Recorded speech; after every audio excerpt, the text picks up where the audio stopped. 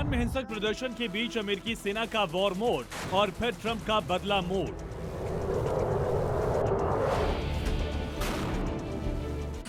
पूरी world media में headline बड़ी है। दुनिया को ईरान पर अपना अटैक प्लान और उसकी साफ वजह बताने के बाद आखिर ऐन वक्त पर डोनाल्ड ट्रंप क्यों बैकफुट पर आ गए। आपको दो तस्वीरें दिखा रहे हैं। ट्रंप के ऑर्डर पर अमेरिकी आर्मी का मूवमेंट। 14 जनवरी ट्रंप ने कतर एयरबेस को एक्टिव किया। 15 जनवरी साउथ चाइना सी से युद्धपोत लिंकन रवाना किया। ये दोनों तस्वीरें देखकर ये लगने लगा था कि ईरान को लेकर ट्रंप का वॉर प्लान क्लियर है। अब ईरान पर अमेरिका का हमला कोई नहीं रोक सकता।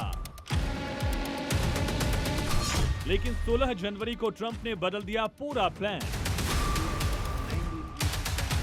ईरान से हुई पीस डील। 12 घंटे में ऐसा क्या हुआ? जिस तेवर के साथ ट्रंप ने वॉर का ऐलान किया था उसके ठीक उलट खुद ही ट्रुथ सोशल पर लिखा।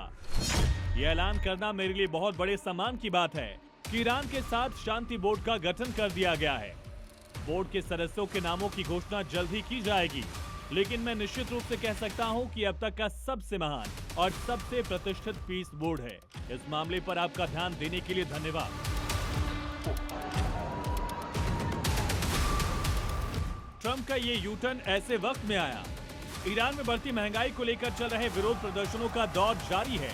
इसे रोकने के लिए इंटरनेट पर पाबंदियां लगाई गई हैं। और इसी बीच अमेरिका का हमला नहीं होगा, इसकी तस्दीक पाकिस्तान में ईरान के राजदूत अमीरी मोगधम ने भी की है। यानी फिलहाल युद्ध का खतरा टल गया है। पीस बोर्ड गठन दोनों देशों के बीच मतभेद के मुद्दों पर विचार करेगी। साथ ही इजराइल के साथ भी तनाव कम करने पर बात होगी। लेकिन सवाल है कि ईरान में विरोध प्रदर्शनों का क्या होगा, जिसमें हजारों लोग मारे जा चुके हैं। जैसे ईरानी अधिकारियों की जारी किए इस वीडियो में दिखता है। इस वीडियो फुटेज में हाईली ट्रेंड लोगों के एक समूह को ईरान में हमले की तैयारी करते दिखाया गया। ईरानी अधिकारियों के मुताबिक ये लोग मोसाद से जुड़े हो सकते हैं। फुटेज में हथियार लोड करना, कपड़ों के नीचे हथियार छिपाना और सैटेलाइट कम्युनिकेशन का इस्तेमाल दिखाया गया। ईरान इसे विदेशी खुफिया एजेंसियों से जुड़ा बता रहा है।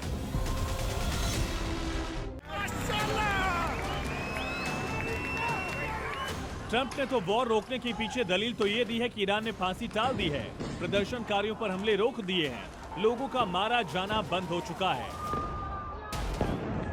लेकिन ये वीडियो तो कुछ और ही कहानी बता रहा है। ट्रंप के मुताबिक ईरानी अधिकारियों ने प्रदर्शनकारियों पर हमले तो रोक दिए, लेकिन अगर इस वीडियो में हिंसा की तैयारी ऐसी दिख रही है तो फिर ईरान में शांति स्थापना कैसे होगी?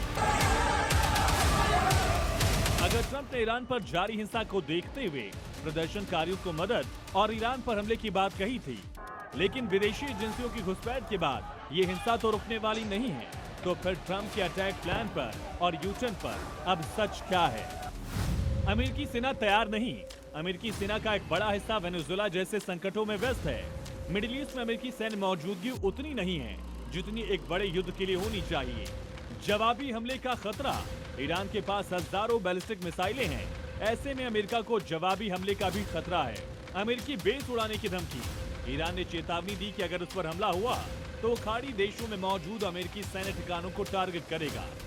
हत्याएं रुकने का दावा। ट्रंप ने दावा किया कि ईरान की सरकार ने प्रदर्शनकारियों की हत्या और फांसी की सजा पर रोक लगा दी है, जिसके बाद वेट एंड सी की नीति अपना रहे हैं। अरब देशों का दबाव। ईरान में हवाई हमले से पहले अमेरिका को कतर, बहरीन, इराक, संयुक्त अरब अमीरात, ओमान और सऊदी अरब जैसे देशों में मौजूद अपने सैन्य अड्डों का उपयोग करने की अनुमति भी मांगनी होगी। इन वजहों से साफ है कि ट्रंप ने ईरान पर अटैक प्लान सिर्फ प्रेशर टेक्निक यानी माहौल बनाने के लिए किया था। अमेरिका की ये फितरत है, वो पहले साइकोलॉजिकल वॉर छेड़ता है। अगर इससे दब गया तो ठीक, नहीं तो अपने कदम पीछे खींच लेता है। ईरान के मामले में ट्रंप ने वही किया, क्योंकि वो अच्छी तरह जानते हैं ईरान के सुप्रीम लीडर का खात्मा वेनेजुएला ऑपरेशन जितना आसान नहीं है। ब्यूरो रिपोर्ट, ज़ी मीडिया।